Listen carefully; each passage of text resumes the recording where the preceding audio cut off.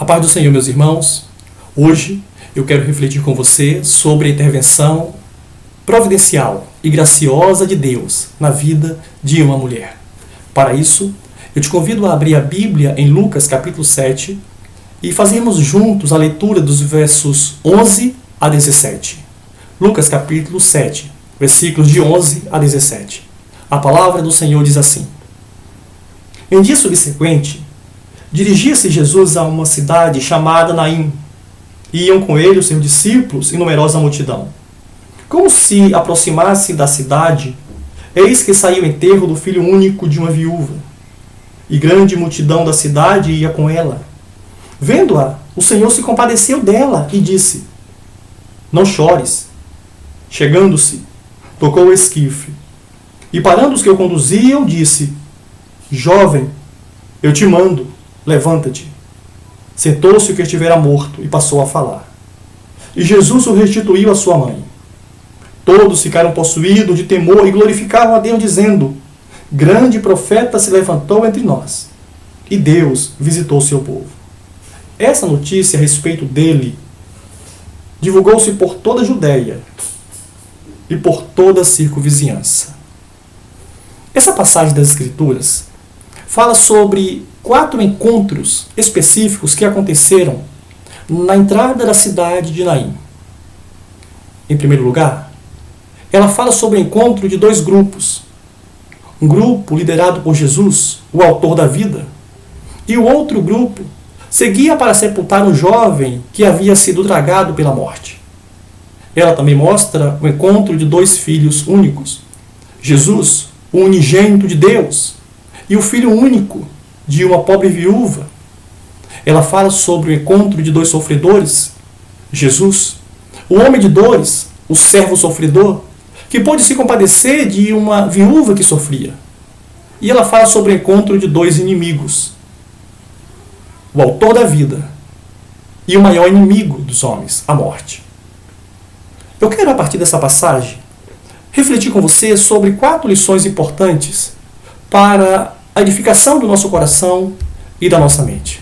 Em primeiro lugar, observe como o olhar providencial e gracioso de Jesus repousa sobre uma pobre viúva.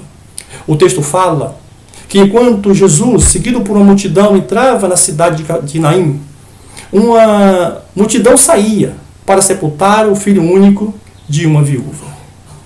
E quando Jesus vê aquela multidão, seus olhos repousam sobre aquela mulher sofredora. Era uma grande multidão, e ela não era a única que chorava. Os judeus costumavam contratar carpinteiras e pranteadores para chorar em seus funerais. E outras pessoas certamente choravam, mas os olhos do Senhor repousam sobre a mãe sofredora. Essa mulher anônima, não sabemos o seu nome, não sabemos muito da sua história, mas o que sabemos é que Jesus foi capaz de se compadecer dela. Certamente a sua dor era muito profunda. Era a perda de um filho, e de um filho único, e de uma mulher viúva, e que certamente estava perdendo as suas esperanças. Certo comentarista bíblico, falando sobre o impacto daquela morte na vida daquela mulher, disse o seguinte: com a morte desse filho único, a última fonte de sustento e proteção dessa mulher se esvaía, e a esperança de perpetuar a linhagem da família se desvanecia. É uma desconhecida que sofre, que sente a dor da morte, mas que foi alvo da misericórdia e do olhar gracioso de Jesus. O texto antecedente, o texto que vem antes da narrativa que nós estamos lendo, fala sobre como Jesus curou o servo de um centurião. O centurião era um oficial romano e um homem reputado. São os anciãos de Israel que vão pedir para Jesus curar o servo do centurião, interceder por ele. E chegam a dizer que ele era digno que Jesus fizesse por ele alguma coisa, porque ele fez bem para a nação. Ao contrário do centurião, essa mulher não tem ninguém para interceder por ela. Ela não tem ninguém para pedir por ela. Ela é uma desconhecida. Mas, quando Jesus a vê, Jesus se compadece dela. Os seus olhos repousam sobre uma mulher sofredora. E esse olhar não é um olhar indiferente, não é um olhar distante, não é um olhar de quem apenas vê, mas um olhar de quem vê e se compadece. Um olhar de quem se aproxima, um olhar de quem está interessado em ajudar. E diz a Bíblia que Jesus diz para aquela mulher: não chores. Essas palavras do Senhor, elas seriam inapropriadas para um velório, para alguém que acabara de perder um ente querido, se estivesse nos lábios de qualquer outra pessoa, mas não nos lábios de Jesus. Jesus, ele pôde dizer para aquela mulher: não chores, porque ele era o único que poderia estancar as lágrimas dos seus olhos. Eu gostaria que você entendesse que quando Jesus olha para você, e o seu olhar não é um olhar diferente, não é um olhar alheio ao teu sofrimento, não é um olhar distante, mas é um olhar de quem se compadece. É um olhar de quem pode estancar as lágrimas dos teus olhos. É um olhar de quem pode te ajudar. E Jesus disse para a mulher: não chores, porque ele sabia o que estava para fazer. Jesus demonstra o seu soberano poder ao determinar, ao ordenar ao morto que volte à vida. O texto bíblico diz que Jesus toca no esquife e diz ao morto: levanta-te. Aquele que está mandando um jovem morto se levantar, aquele que está dando uma ordem que vence a morte, é o mesmo que deu uma ordem para que tempestade se acalmasse.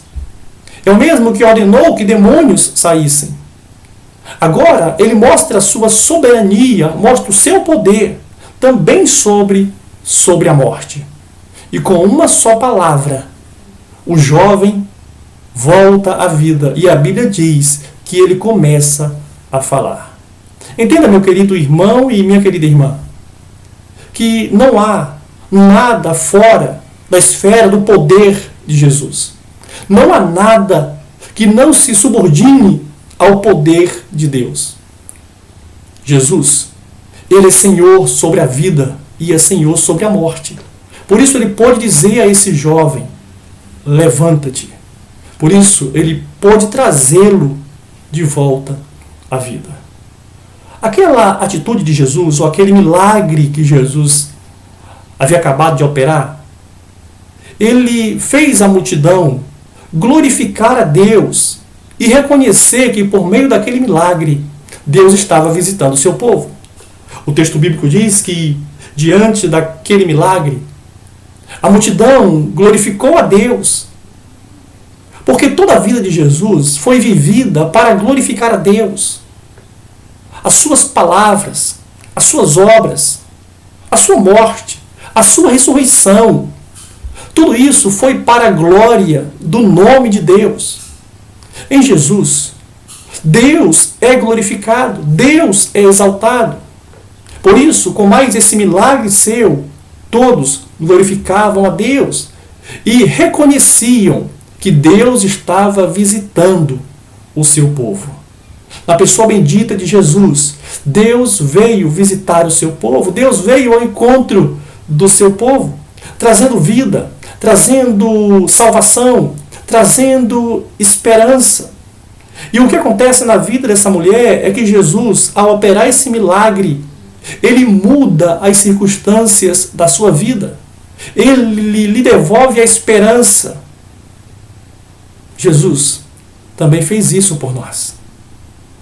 Ao vir viver a vida que não tínhamos condição de morrer por nós, ressurgir ao terceiro dia, ele nos deu vida. Uma vida muito mais preciosa do que a vida biológica que ele concede a esse jovem. Ele nos deu vida verdadeira. Ele nos deu vida espiritual, comunhão com Deus. Ele nos regenerou. Jesus, por meio da sua morte e ressurreição, ele pôde nos dar vida. Quando eu olho para esse texto, quando eu medito nesse texto, e percebo que toda a iniciativa foi de Jesus. Esse é um dos milagres em que não há um pedido, não há um clamor, não há alguém que busque ao Senhor pedindo alguma coisa, não, é Jesus quem vê, é Jesus quem se aproxima, é Jesus quem determina, é Jesus quem opera. Isso ilustra, meus amados irmãos, também a nossa salvação. Deus é quem toma a iniciativa, Deus é quem opera, Deus é quem nos traz de volta à vida.